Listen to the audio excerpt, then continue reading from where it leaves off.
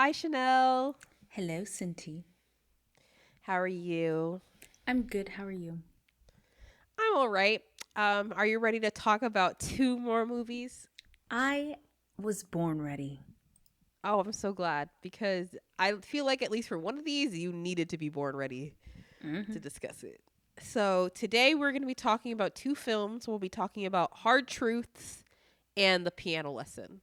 Hmm. So I'll let you pick what movie do you want to start with, and whatever movie you pick, give us a synopsis.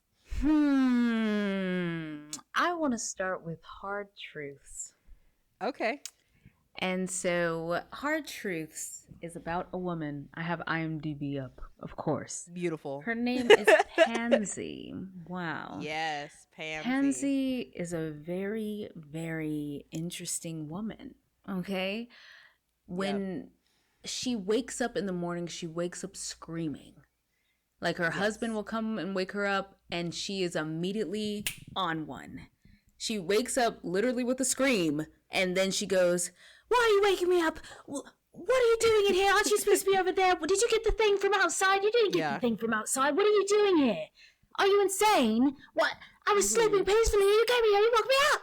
And it's like, Yeah. damn, girl, you're on 10 at all times, bruv. All At times. all times. Whether she's at the grocery store, she's shopping for some furniture, she's always on 10. Always Yep. ready to get in an argument, always ready. It's like it just comes out of her. She can't help it.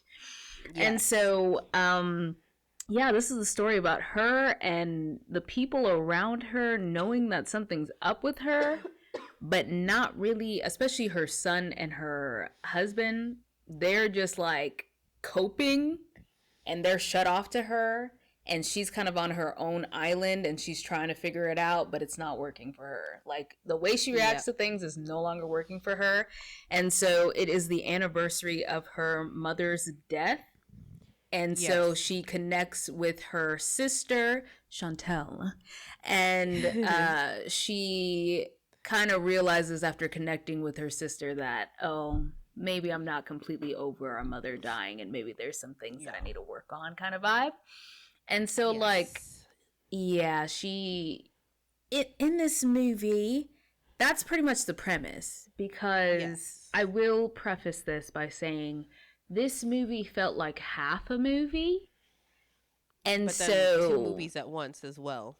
yes. And so I felt like I needed another act in there Yes. to kind of wrap everything up.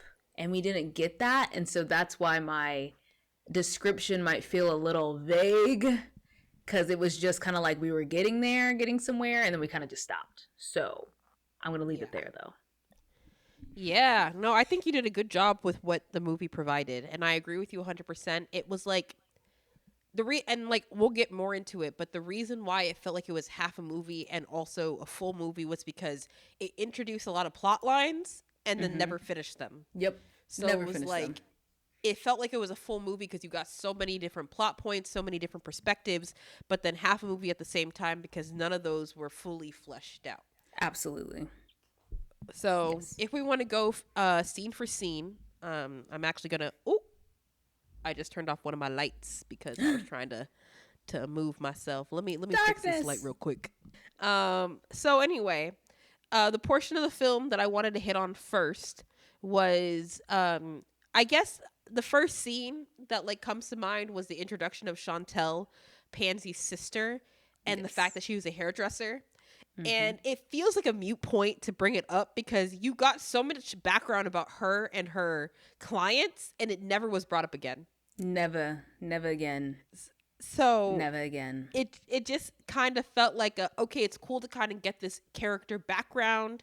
Again, like when I did see a lot of trailers for this film, a lot more than other movies, and when it came to the trailer, it's like it was always that like scene with Pansy and Chantel, and that even the I guess the like movie poster, it's of Pansy and Chantel embracing, at least some of Yes. them. That I think that the Yes. actual release poster. So it seemed as though we were being introduced to another like important character with the Mm-hmm. introduction of Chantel, and I liked that this is her life. She is a hairstylist. She is very well loved by her clients, and it kind of was like an offset to Pansy, who seems to be so difficult to love.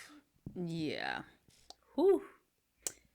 Speaking of Pansy, every single scene that woman was in, whew, I was like, damn, girl, relax. It's not that serious.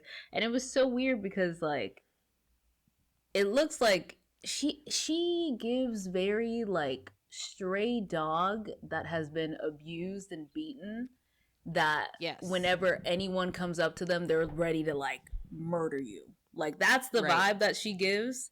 And it's like, girl, what happened? What happened, sweetheart? And so, so the actress, Marianne Jean-Baptiste. Girl, kudos to you. Because she, on 10. Great job. On 10, and that was believable, and that was crazy. Whew. How are you on 10 like that the entire all movie? The time. And then you're able to pull it back for later on in the movie, where after she visits her mom's grave, and she kind of, like, she just sits there sad, pathetic, and she's just miserable. And so, just that, the energy. I was watching, like, fist clench, teeth clenched. I was like, girl, relax. Oh my God. She really needed to. Mm-hmm. Yeah. And a Pansy scene that I think really stuck out to me was, like, I feel like one of those instances where people actually push back at her, because she's so used to people being used to her outbursts, and they can't say anything to her. And they just sit there and let it happen. Yeah. And they just take it. But it was the scene where she went to, it's a sequence starting when she was in the furniture store. Yes. And she was with the woman who was, like, literally coming to help her. And she literally ripped her a new one, being like, if I needed help, I'd come to you for help. And the girl comes back, was like, this is my job. And they kind of go back and forth.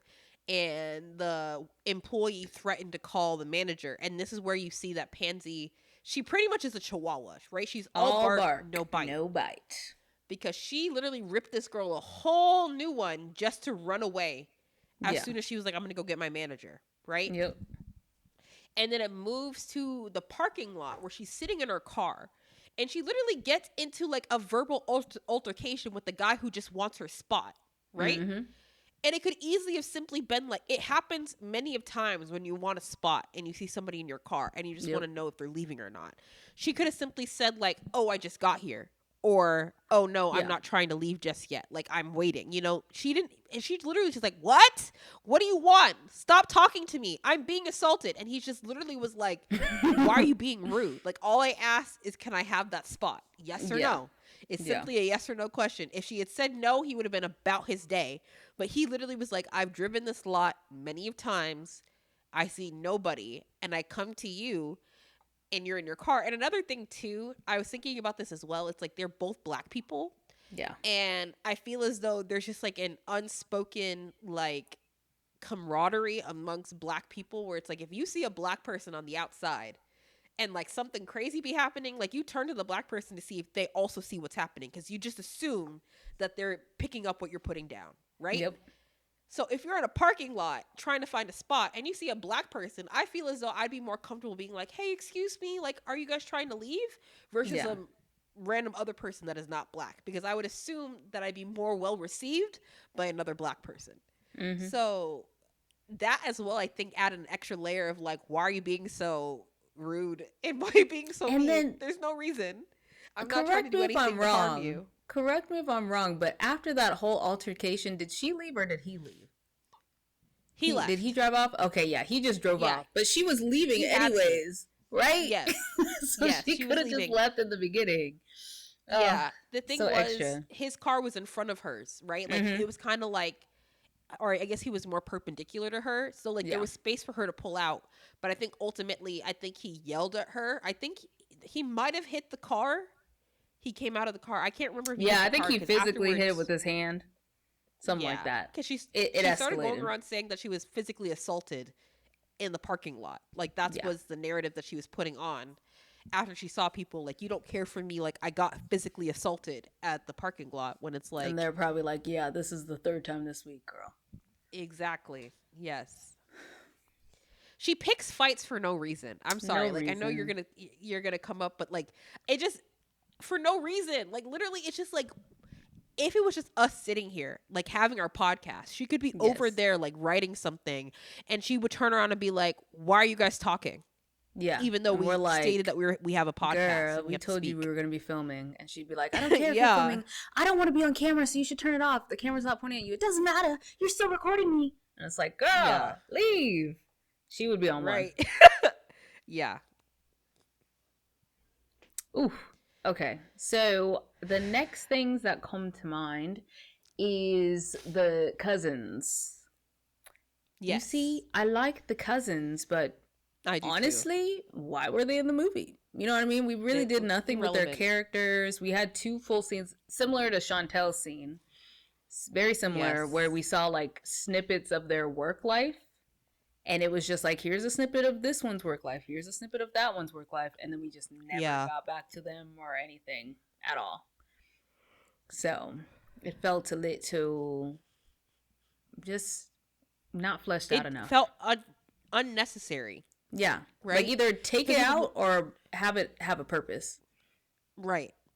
Because with one of the sisters, she worked for, I don't even remember if it was like a perfume or a skincare, Yeah, but she was skincare giving a something. pitch. And ultimately, the pitch was bad. And Mm-hmm. that left a lot of possibility for development because the way in which I saw that scene going was like, oh, she gave a pitch, her boss thought it was bad, but I can easily see her boss taking that pitch and claiming it as her Yep. own. Or Mm-hmm. I can see her coming up, like, there was so much that could have gone on with that that just wasn't developed. And then her other sister, who I think worked at an editing agency or something of the sort, Yeah, something. had even lesser so of developing into a sort of background into her character, right? Yep. And even more so with the sisters, they met up afterwards to get drinks, and one of the sisters lied about her pitch getting taken. So Mm-hmm. at that point, I'm like, you brought up so many different points with respect to the sisters' plot, just to by the end of the film not acknowledge any of them at all. Yeah. Like what? Mm-hmm. I needed a little bit Yeah, more. That's why I'm like, I feel like the third act is missing. right. You know? That is fair. Yeah. Yes. Um. Um, Oh, sorry. you Is it your turn skipped for the me? scene? Oh no, I just went. It's your turn. Okay, okay. Another scene that I wanted to point out was a scene where they actually go to their mother's grave, and Yes. they actually do have the opportunity. Chantel and Pansy actually like bond. Mm-hmm. And I don't know if it was like in this moment where she was just like, I hate my husband. Like, I don't even like him. I don't want to be with him. And you just come to find out that Pansy is just all around a miserable person. Yep. But at the same time, it's hard for me to feel bad for her because, like, it's one of those moments where, and I believe it was even brought up by one of the daughters later on, you're not the only one going through grief. So your grief, it doesn't mean all because you're grieving the loudest doesn't make your grief any more important than anybody else's grief, Yeah. right? Because she kind of negates, like, yes, I will offer that Pansy was the one to find their mother dead, which is an extra level of trauma that not many other people can reckon with. But then Mm-hmm. at the same time, Pansy uses that as sort of leverage over Chantel, making it seem as though Chantel does not have as much of a right to feel as bad as Pansy does, because Pansy was the one to find their mother, not Chantel, right? Yeah. Mm-hmm. And it was in that moment when she was like, my life is so miserable that I'm just like, if you had communicated this more effectively, I feel like things could have been done better. Like, you just continue to blame everybody else for you staying silent, right? Yeah. And I don't know, like, you can tell me if this is coming across as victim blamey, because I'm trying to do my best not to be victim blamey. But at the Mm-hmm. same time, I'm just like, you're surrounding yourself with so much negativity, pushing all the people that love you away, while at the Yeah. same time ignoring the pain that you're causing and the pain that people are feeling because of how you're treating them.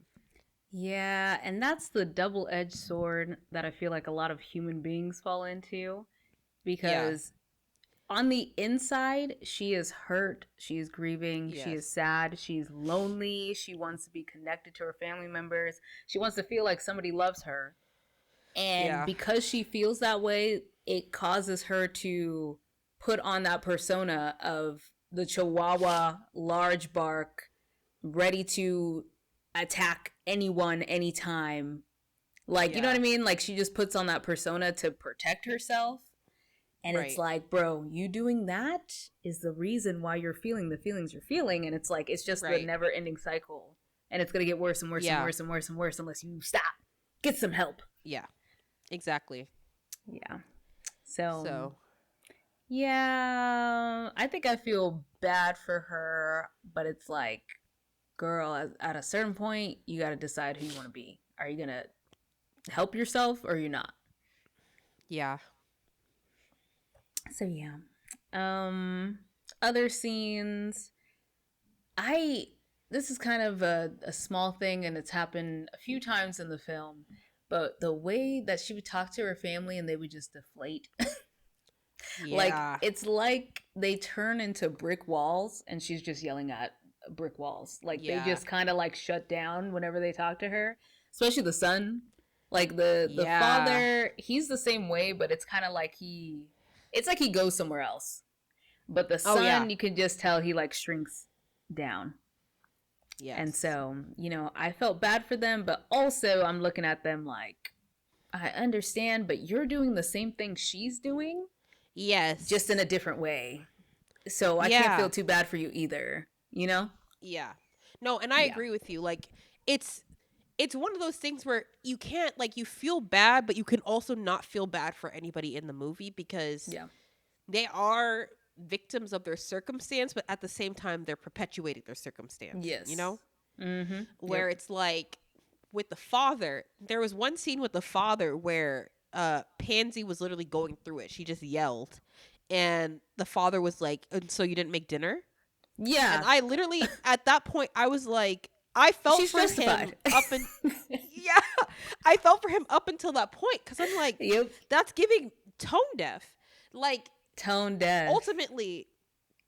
ultimately you're pretty much like the vibe that I got from him. It's like you're okay with being yelled at as long as your needs are being met. Like as long as you're able to Yeah. be taken care of and fed, you don't care if you're being yelled at, and you don't care that you're Yep. being deflated. You don't care that your son is literally a shell of himself, right? Yep. Because for me, I feel like the person that I could feel the most bad for is the son. Like I do understand that he's older, but I don't know how long Pansy has been this person, True. right? So if you have like personally for me, I feel as though if you have a mother who majority of your life is always yelling your negative or your negative like faults, like most of Yeah. your faults at you and ultimately stating that you're not really going to amount to anything, that really doesn't give you the confidence to do things. And Yep. then on top of that, he's bullied for his size, right? Yes. So I could it's also it's very dependent on how long this is going for. So I can very much see why he is the person that he is if he is the like literally on the opposite end of his mother's verbal abuse at home and then on the opposite end of verbal abuse from people at school Yep. his entire And life. then his dad Like just why does would he want to do nothing. anything? His dad Yeah. is out of the house, doesn't bring him along for projects, which would have been an easy way to build his confidence. Yes. Yeah, we see both of the parents. So But that also, I you're a feel like grown man, sir. I'm so sorry. You're a grown man. yes.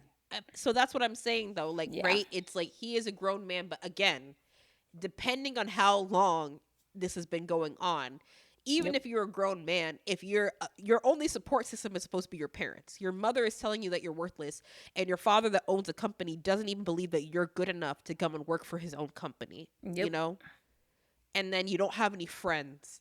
Like I feel like yes, he's a grown man, but again, out of anybody, I feel like his situation is the one that is the least in his control. If that makes sense. Yes and no. Because the thing is, we could do the same for each one of these people. We could say, Pansy has beef with her mom because of some of the stuff that she was saying. I don't remember the exact details, but she has beef with her Mm. mom, and her mom died, and she felt like her mom never approved of her, and da, da, da, whatever. You know, everybody has Yeah. their childhood trauma, and so it's like it could be the same thing for each one of them. You know what I'm trying to say? And so Yeah. I get what you're saying because he's a little bit younger. Obviously, he's younger than his Yes. parents, but he's a little bit younger. Yeah. He's like getting out of the age where he's kind of adolescent. I don't remember how old he's supposed to be. Like 20? I don't It remember. so I would say somewhere between 20 to 22. I don't remember. Yeah. So he's starting to get a little bit older, and the thing Yeah. is, you know, out here in these streets, once you're an adult, that childhood trauma, it's there, but you got to decide how you want to go forward. And Which just is going yeah. along with his plot line, because we can go forward on how he ends up. He ends up Yeah. going out. He goes on his walks. That is an A+ thing to do. Go on your walks. Yeah. Get out of the house. Get out He of the does do house. that. I was like, I was sitting there golf clap. Yes, go on your walks. Get out of the house. The cousins were seeing him. They were like, props to you. You want to go on a walk? We'll go on a walk with you. Right. Period. Keep it up. And then he ends up meeting that girl at the end, and I was like, that might be the start of something. She might be able to introduce him to some friends, and you know, he can start building his life and get away from his parents because they're doing too much. Right. They're doing And too in much. all honesty, they showcased his passion. Like, even though it seemed like his parents made it seem like he wasn't really doing anything, he was doing those like flight simulations, you know? Yeah. So it's like, yes, it's not as proactive as going out to flying school. I don't know what it's called, but at least I think it kind of showcases that when he gains that confidence and he makes his friends, his next step he's going to try to become a pilot, Yep. right? Because he's already doing those little things. Like, his mother was like, all he does is he goes in his room and he does nothing. But it's like he has. I think they also showed like he had those books in his room. Yeah. And I think like the flight simulation. So it's like, again, it kind of showcased that his mom didn't know him. Not at but all. I feel as though, yes, to an extent, like, it is true, which is a very unfortunate thing that like everybody does have trauma, childhood trauma, and then when you get to a certain age, you just kind of have to navigate life, which it sucks, but like, yeah, you can't say the reason I am this way is because of my trauma, because it is that double-edged sword that we were talking about before, right? Yeah. Yes. Because you have this trauma, the responses that you have towards these traumas are valid, but at the same time, you can't use your own trauma as an excuse to be doing harm to other people. It's a reason, but not an excuse. Yeah. Yeah. And so, I think, sorry to interrupt, I think that the son, he is probably the one, but aside from the cousins and the mom of the cousins, because they're fine. They're fine. But out of the little family unit, I feel like the son's the only one that's actually trying. He's the only one that's trying. And so that's why also I agree with your point that he's the one to feel the worst for, because he's at least trying to get out of his situation, while it seems like the parents are just doing their same song and dance. It's I wouldn't be surprised if this is not the first time they've gone through this cycle in their relationship. Yeah, it seems like not be surprised. The ride won't stop, huh? Yes. Whew. Okay. Whew. So the next scene that I would like to bring up actually kind of ties into more of the dynamics between the mother and father, because it's after Chantel and Pansy are at the grave, and Pansy's going on about how much everybody in her family sucks, how much she hates her husband, and how much she believes her son is not going to amount to anything, right? Yep. And they get back into the home and they're eating food, and the daughters of Chantel are like, the cousins, right, are like, hey, Auntie Pansy, your son got you flowers for Mother's Day, and he wanted to give them to you before you left to the grave, but you weren't home. And she did her whole maniacal laughing type thing, where I think she actually was genuinely happy that her son got her flowers. But the portion that I want to talk about is when they got home, Chantel took the flowers, put them in the vase, went upstairs, and her husband took those flowers out of the vase and threw them outside. Crazy. That...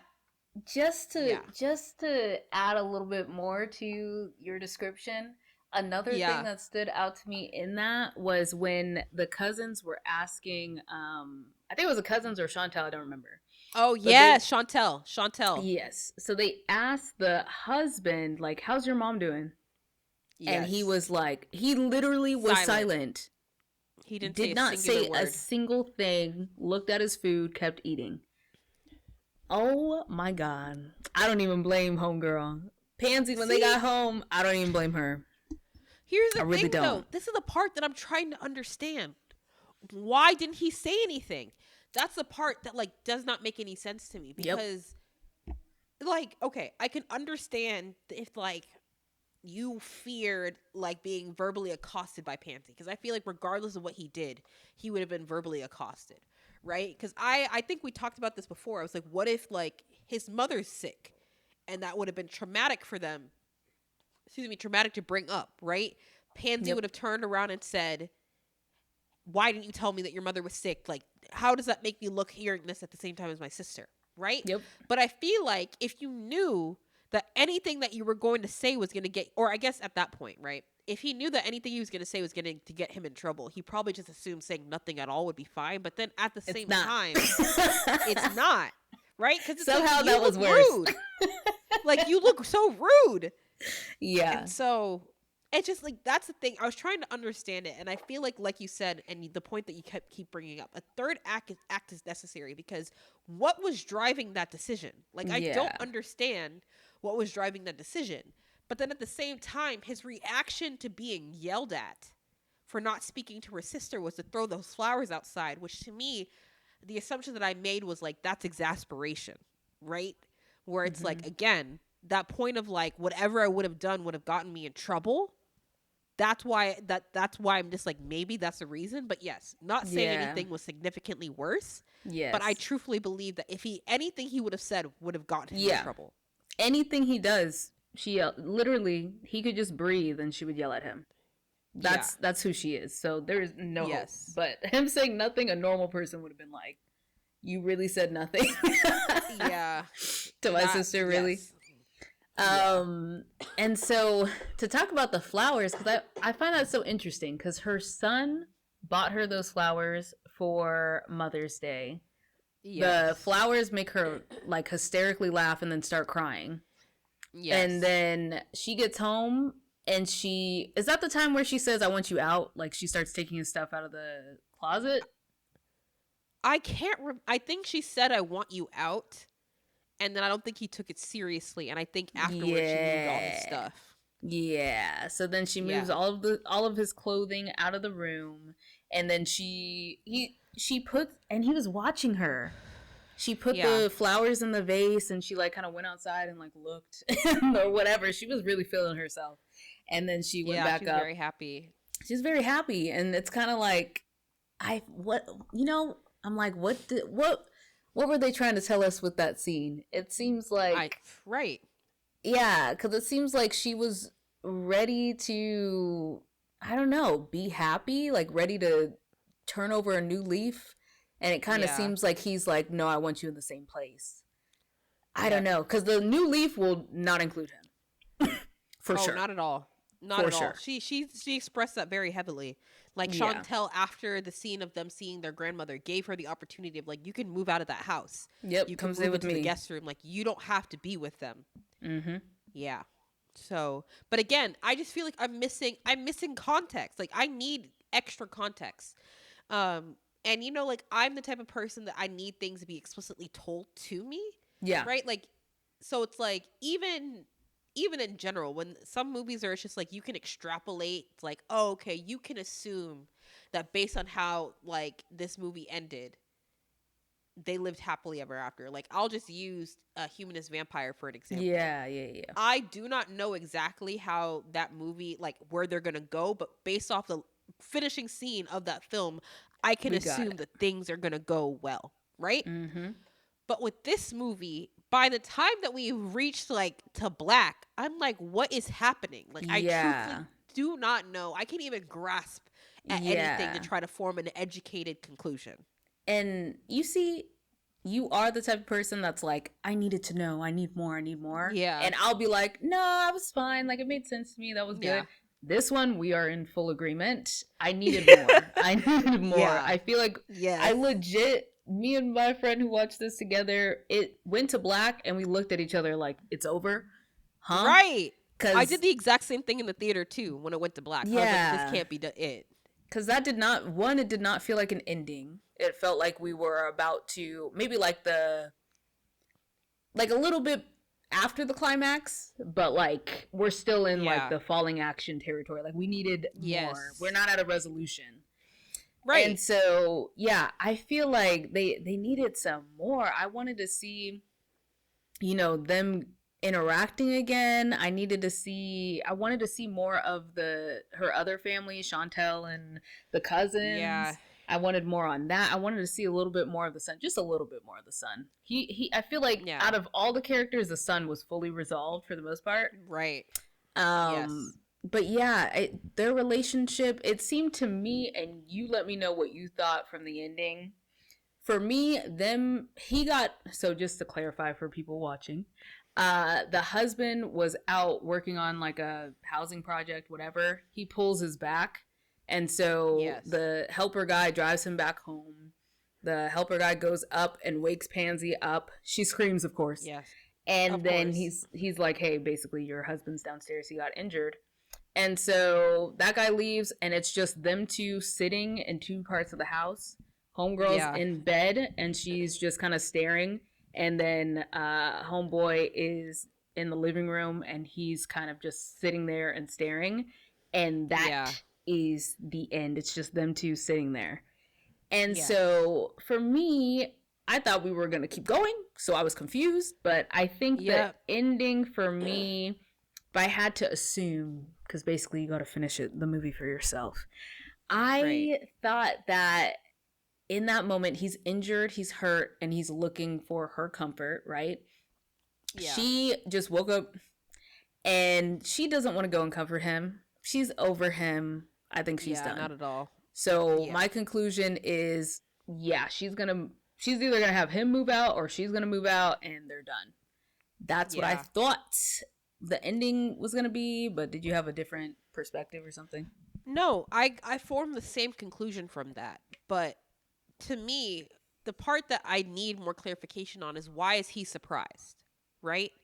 Because near the end of the movie, you saw a lot of like him being very antagonistic towards Pansy, right? And Pansy was antagonistic to her husband from the inception of the movie. Once the screen went from black to like bright, antagonistic towards her husband. Yep. So the part that's getting me is like, what about him is he mourning? Like we did not see any sort of loving, about him, caring direction from Pansy to him throughout the entire film. Yeah. So why is he surprised that she's not helping him? And why is he sad at the fact that he's not helping or she's not helping him? Right? Mm-hmm. Unless again, to kind of add to what you're thinking for the ending, he's finally coming to the terms with the fact that the way that he's been living with her is not going to continue and the relationship is officially over. Yeah. So I guess we get the point of the story, but it wasn't a satisfying ending. Not even though we can read between the lines and stuff like that. I just wanted, I don't know what I exactly wanted, but I think I needed like a catharsis after all of that anger and vitriol and like boom, boom, boom, boom, boom, boom, boom, boom, boom, the entire movie. I just wanted a moment where they just laid all their cards out on the table and they said, this is what it's going to be. Right. And then end it. Agreed. I think what I need to do is I need to go and like read into any articles that people have written.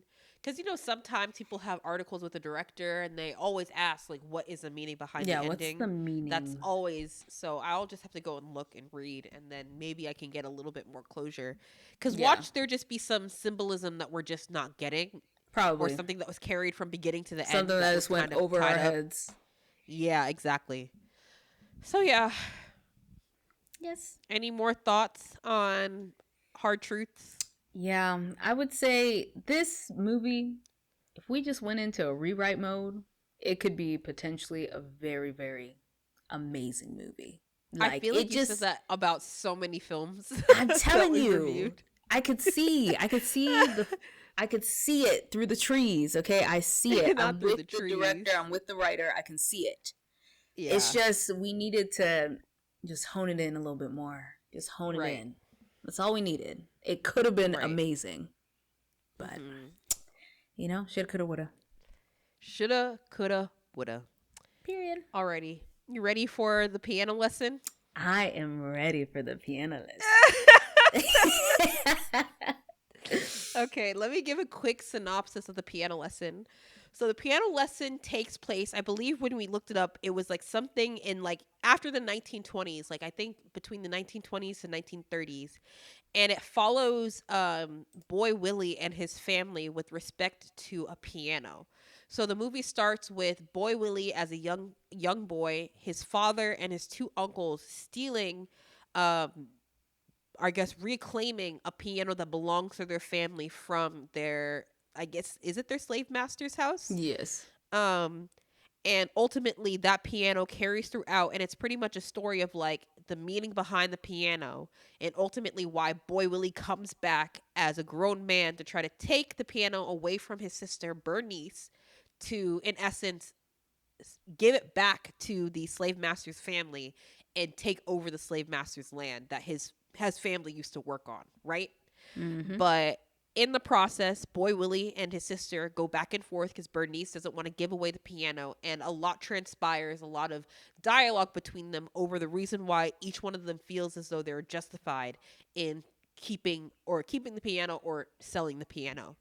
And of course, with a lot of things that can happen in films when you're watching, there's a little bit of supernatural that is just sprinkled in that we can get into, but ultimately the main premise is just a family struggle around a family heirloom and who has the right to said heirloom and who has the right to say what can be done to said heirloom. Yes. So I just want to mention Yes. that this originally was a play, okay? Right. And it's a part of a series written by August Wilson. And there are 10 plays in this series. Oh, I didn't know that. Yes. It goes from the 1900s to the 2000s. Uh-huh. And there's one play for each decade. Oh. And it's all based on Black American people. Period. So does it follow the same family? No, I don't think it follows the same family. I think each one is a standalone. Dang. Another one in this series that has been adapted into a film is Fences. Have you heard of that one? Yes, I have. Isn't that with Viola Davis and Denzel Washington? Yes. Which is actually so interesting because what is it? Denzel Washington's son, his one of his sons is Boy Willie, and the other one I think helped produce this film. Exactly. The other one directed this film, Malcolm Washington, and then John David Washington is the one acting in it because Mr. Washington, sir, he decided to make it his mission to adapt all 10 of the plays into films. So he's working on that. Oh, wow. Yes. Okay. Isn't that fun? I need to watch Fences. You see, I need to watch it too. I think I've only seen clips of it, but I think I want to spend some time reading the plays as well. And then go and watch the films, because another one was adapted. I think it's starring Viola Davis, and I think it's like, I'm forgetting the name, but it's like Bo something. Okay. It's about a woman who's a singer, and I don't know what the plot is, but it's starring Viola Davis. There's a film out for it. Okay. So, well, let me know if you want to watch those, and we can co-watch those together. Yes, very good.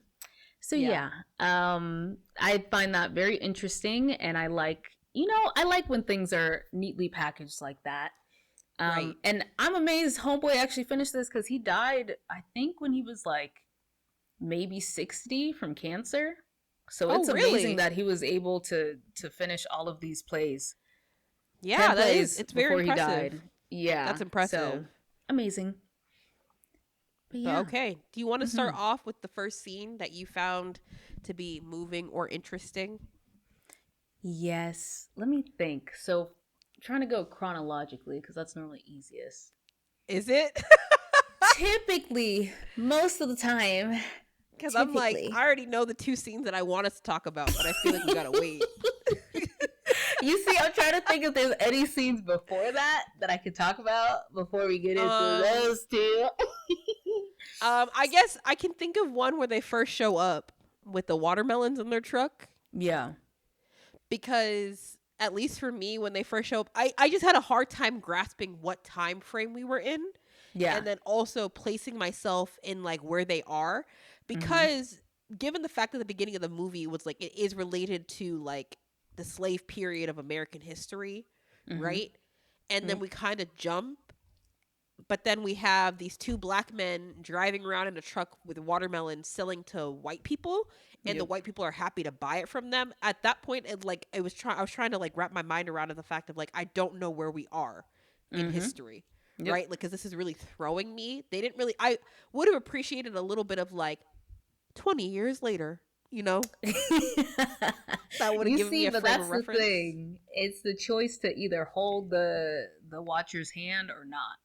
Like, if you Yeah, want to I'm know, telling you, Google it, girl.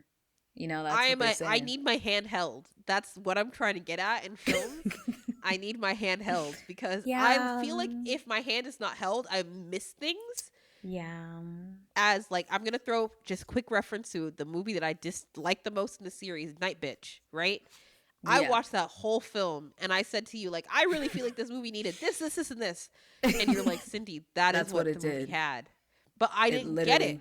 I that was the whole missed point. it. Right. And so that's the issue with me as a movie watcher. Like, I feel like there are some things that I can conceptualize and I can grasp at. Like, with us talking about hard truths, we essentially got to the same point Yeah. in the film. But there are times where things that I feel like should be obvious kind of go over my head because I'm trying to think deeper about it when it's like, no, Cindy.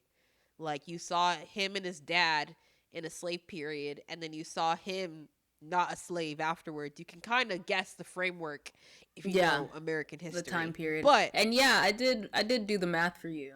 And we got pretty close. yes. We got pretty close to Yeah. where it was supposed to be. Okay. That is true.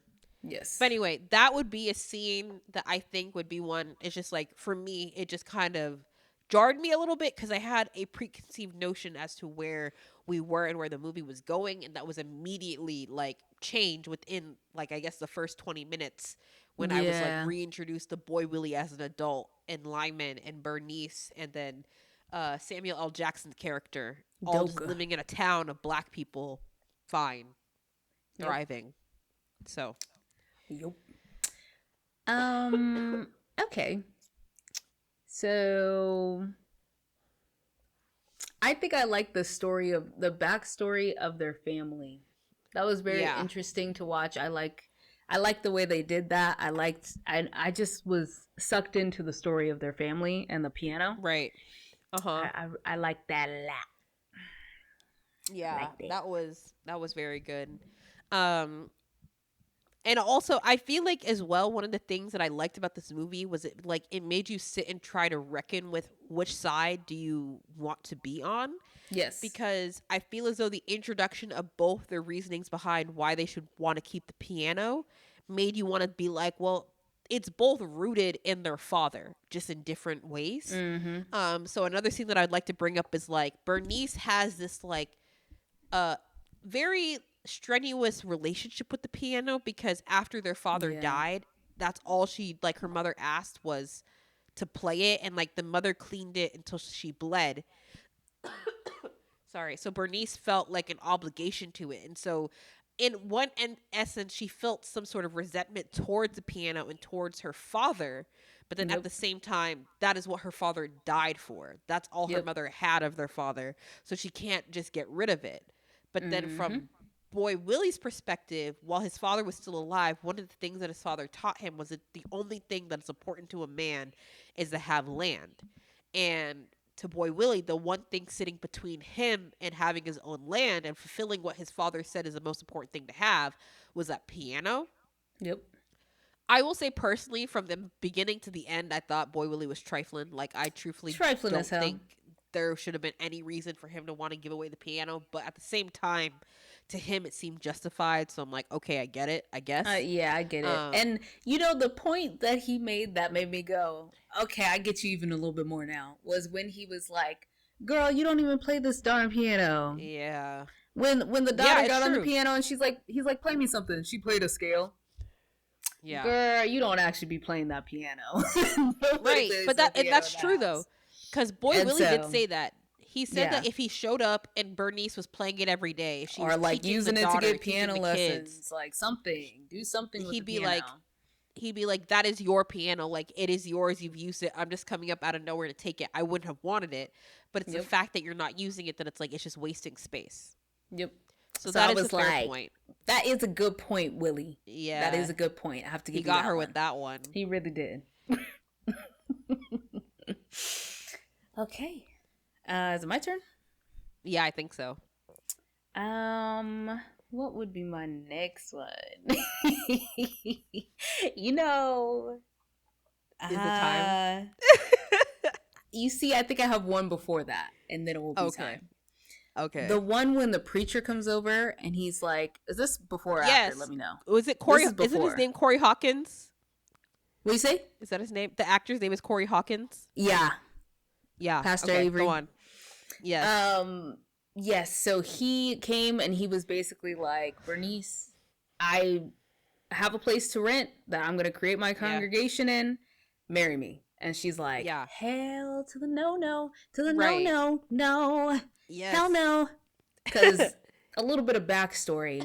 Homegirl lost her husband because her husband went with Lyman and Boy Willie to get some watermelons or something that they were stowing on the side. I can't remember. I can't remember. They were stealing something. They were keeping a piece of something.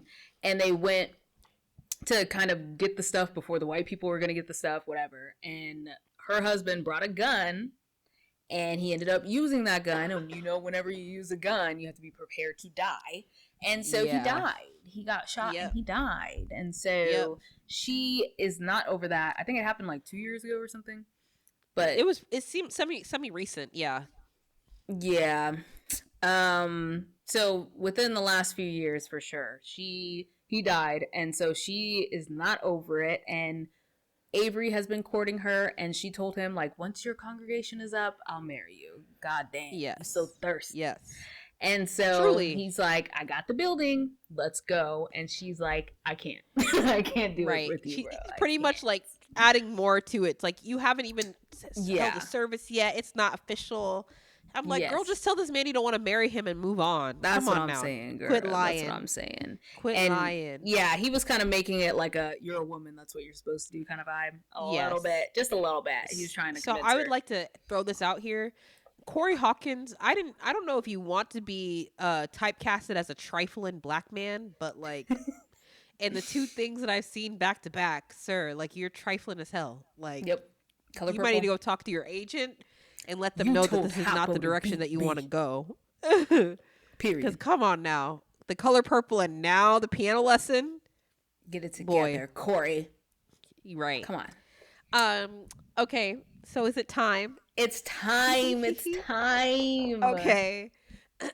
So one of the scenes that Chanel and I have been reciting to each other since we've seen this film nonstop relates to a moment where it's an intimate scene between Lyman and Bernice. So I would like to say it was very evident from the very beginning that the moment that Lyman showed up to Bernice's house that he had a thing for Bernice.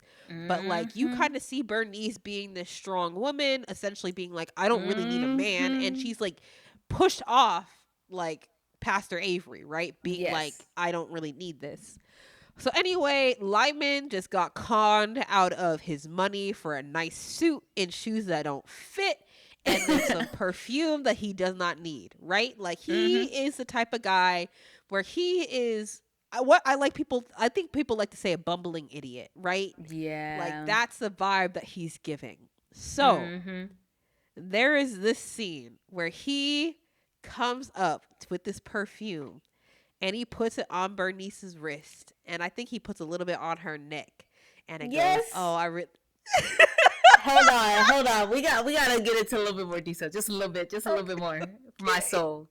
So like, first of all, it's night, her daughter's asleep upstairs, Boy Willie is out at the club probably breaking it down on the dance floor. Right. Okay, and she's setting up his bed on the couch. Okay, they're helping each other, whatever. And the vibe was vibing. The connection The vibe was there. They were speaking softly, girl. They were speaking softly to each other. And the second he pulls out the perfume bottle, he's like, I want you to have it. And she's like, no, I can't. Yeah. No, I want you to have it. I was like, take it, girl, take it. And he really got all up in her grill, girl. He really did. He was all up in her close business. to her, and she has her head turned to the side so he could put a little bit of the perfume on her neck, and she's just sitting there waiting. And you see it in her face. This girl has been nothing but like, you ain't taking the piano. Are you out of your mind? You better leave by the time I get back. But in this moment, she was like, she was shooketh. Right. I know she was. Oh, very shooketh. And what did Lyman say, Cindy? Lyman went up to Bernice, practically his breath all over her neck. All over. Moved his lips up just so that he could whisper in her ear. Uh-huh. You smell real good for Lyman. Yes. It was so good. And you know, because he's a little bit of a simpleton, it was just perfect. It was perfect. That's exactly what everybody needs, okay? A simpleton to get all up in your ear and say, you smell real good for Lyman. And sure enough, that worked. It worked. They were backing down. They were backing down. She kissed him. Yeah. Yep. And then she was like, I gotta go. Yep. Oh my God. He was sitting there in that suit being like, this really is a lucky suit. Uh-huh. He's like, thank my lucky stars. Hallelujah. Right. So but funny. yeah, that scene was actually hilarious. One of my favorite scenes from that movie. And again, one of the two scenes that we recite to each other over and over and over. Over and over and over again. And you know what? I think it's time to get into the second one. What do you say? Yeah, I agree. Yeah, so the second one, the pastor came over and he was planning on doing an exorcism on the house, right? Right. And so he's out of his depth. He has no idea what he's doing. But he's no idea what he's doing. Yeah. And so he starts, giving his sermon and like, you must abandon this house in the name of the Lord. And doing all that nonsense. And so, like, the lights are flickering, so it's doing a little something, right? He had her hold, I think it's just angering the spirits, to be honest. Yeah, it's just angering the spirits. The spirits are like, girl, you ain't taking my piano. Because the spirit, I don't think we mentioned this, but the spirit in the house is Sutter, the previous slave master. Yeah, the slave master to their father. Yes, to their father. And grandfather, I guess. Because they got beef over this piano. Homeboy died over this piano and he stole the piano. And so when Sutter, he was pushed into a well by God knows who. Nobody knows. So, yeah, he has a vengeful spirit and it's centered around these black people having their rightful piano. And, it's a long story. Watch the movie if you want the full context. But, yeah, so Sutter is the ghost in the house. And so the pastor, he's doing his best, but at a certain point, it's too big of a job for him. He doesn't know what the hell he's doing. The candle goes out, which he needed to be on the entire time. It goes out. So it's over. Yeah. And so it's game time. And we're in the last round. It's the last 5 yards, last 10 minutes of the game. Like, not the game analogies. Goodness gracious. We got to do what we got to do. Okay. Right. And so Bernice sits down at the piano. She has not played this piano probably since her mother died. In years. Yeah. Years. And so she does not want to play this piano, but she knows that her last ditch effort is to play this piano and call on her ancestors to help her and basically fight Sutter's spirit and remove him from the house. And so she gets on the piano. She starts playing it. It's a lot of like banging chords, very deep chords. And the entire time she's like, Mama Esther, I want you to help me. Another ancestor, I want you to help me. You to help me. Calling on all of her ancestors and just saying, I want you to help me. And Yep. it was just so intense, and the lights are flickering on and off. Yeah. Boy Willie is fighting Sutter upstairs. Like, Sutter's trying to Fighting for murder his Boy life. Willie upstairs. Yep. And I was like, dang, this is intense. I'm scared. Yes. Like, it's a horror film. Like, it was giving horror. It was giving absolutely horror, and I was not expecting it at all, because the rest of the Not movie at was all. them arguing. So Right. to go into that, I was shooketh. And so, yeah, it was really intense. And after she gets done playing the piano and calling on her ancestors, Sutter's spirit is banished from the house, and Yes. now everything is right with the world. But from now on, me and Cindy go, I want you to help me. Help me. I want you to help me. I want you to help me. Excuse me. It typically goes, you say, there's a pause, and you go, I want you to help me. I want you to help me. And then I go, you smell real good for lying. That is what we do. And it has nothing to do with anything. It's just whatever Nothing it at feels all. right. And it always feels right. And always we laugh because it's hilarious. Ooh, oh my God. That movie But was it was good. It was good. It was good. It's a solid movie. And I was surprised because during the beginning, I wasn't so sure, because it just seemed like it was going to be a lot of arguing. But I think with especially the two scenes that we mentioned, that kind of like, those were good punches to punch up this movie. Like, to be honest, when you bring up the fact that it was a play initially, and this is a play adaptation, it makes sense why there's so much dialogue. Yep. And the reason why we don't really see that much, right? Because when you have a play, you typically have like one set. Yep. Maybe two sets. So it makes sense that the majority of the movie was centralized in the home, and there's people who were coming in and out of the home, and then it was a bunch of monologues. Like, that was giving a play. And so it did a good job from that perspective of like making a movie of a play. But typically when you see like play adaptations into movies, they add a little bit more, which is why I'm like, it wasn't that much different from the play. It just felt like it was a play that I can see on my TV versus in a theater. Yep. Yeah. I have to agree.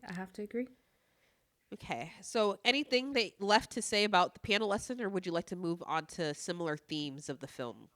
I want you to help me. Mama, I want you to help me. Lying. I swear, till the day we die, because that's too good. Till the day we die. That's too good. It's too good. Yeah. All right, we can move on. Okay. So I guess one of the biggest themes and the easiest theme to pick out is Black families. Yes, and Black family dynamics. Exactly. Black family dynamics. You can say, in a sense, like death of a parent drives a lot of the actions of the film. As another theme. Yeah. Do you have any other? I would say they both give play vibes. Yes. Long monologues. Monologues and like lots of dialogue to drive plot. Yes. 100%. Yes. Any other similar aspects? I don't think there's much other. Like, Piano Lesson has a resolution and Hard Truths doesn't. So yeah, I feel as though what we stated kind of is the breadth of it. Yep. Yeah, I think that's about it. Okay. So then rankings, Chanel. Where would you put the Piano Lesson and Hard Truths in our current list? Let's see. Oh, shall we go through the current list first? I can read through them. So we have please. Femme, Humanist vampire seeking consenting suicidal person.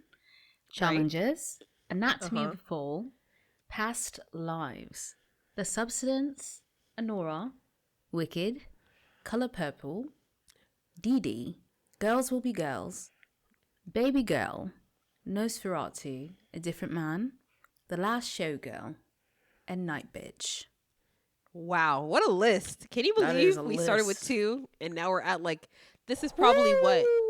This is 16. We're going to be adding 15, 16? We're going to be adding 17, 18.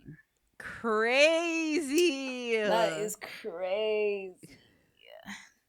Okay. Okay, so where would you put them? So for hard truths, Yes. I'm going to put this under The Color Purple. Above Didi, under The Color Purple. I can agree with that. I would put that. I would put it Wow. exactly there as well. Wow. No qualms. Okay. So then the piano lesson. Uh-huh. You know, I'm okay. I don't think we're gonna agree. I don't think we're gonna agree. Uh-oh. I don't think we're gonna agree. Where are you gonna put it? You know, I'm feeling real good for Lyman. So Wait, where are you gonna put it in our ranking? I want to put the piano lesson above Anora, but under The Substance. Interesting. Yes. Explain. You see, here's the thing. Yes. Anora, we had a segment where I was bored out of my mind. Right. You know what I mean? And Yes. it had good portions at the beginning and good portions at the end. The piano lesson, I feel like I liked the beginning. Uh-huh. I loved the end. Yes. And then the middle was not exactly boring, but it wasn't exactly amazing either. You know what I'm trying to say? It wasn't boring. Right. Things were moving along. We got a couple good scenes here and there. And I'm like, what's going to happen with this piano? But I feel like overall, the plot was plotting more than Anora. Just because the middle lagged so much. You know what I'm trying to say? Mm-hmm. That's why I think I'm putting it there. But let me know. So the thing is, I probably would have put it below Anora. So my whole thing is this. If it's between a movie, the difference of above or below a movie, I really don't feel like there's a need to argue personally. Because it like what you're saying makes sense. But at the same time, like it's not like I was trying to put it farther below or farther above. Yeah. So I can get behind that. I believe you made fair points. It is true because it's like the piano lesson carried throughout. The ending was good. The beginning was good. And then I feel like you smell real good for Lyman. That scene happened in the middle. Yeah. You know? And then like the preacher scene and like. Yeah. So there are bits and pieces of the entire movie that I can pull that I liked. The only thing is, it's like, it was a bit shocking that it was more of a horror film than I would have anticipated. But then at the same time, it did that very well because I was actually very scared. Girl, I told you I had a whole nightmare. You did have a whole nightmare. And the way I have 2 pianos in my house, bro. Yeah. Help me. Help me. I want you to help me. I want you to help me. Yeah. So for that reason, I can understand that. Like, I don't have any qualms with you putting it over Nora. I initially would have put it under, but you bring up good points. Okay. Wow, drama. Yeah, I don't think, have we ever argued? We have. The Color Purple. Wicked and Color Purple vibes. Yes. Yeah. Yes, that is true. So, but we came to a conclusion. So. We came to a conclusion. We did. For that one. Beautiful. That was easy. Period. Wow, teamwork makes the dream work. Right. Wow. I can't believe we're 9 episodes in. That's crazy. That's actually crazy. This is a lot. Woo! Yeah, we watched all of these movies. Yes. And we still have more episodes in this season and more movies to watch. So 36 hours. Stay tuned. Yeah. Stay tuned for next week where we have 2 more films to tell you about. Period. Yeah. Yep. Anyways. Deuces. Bye.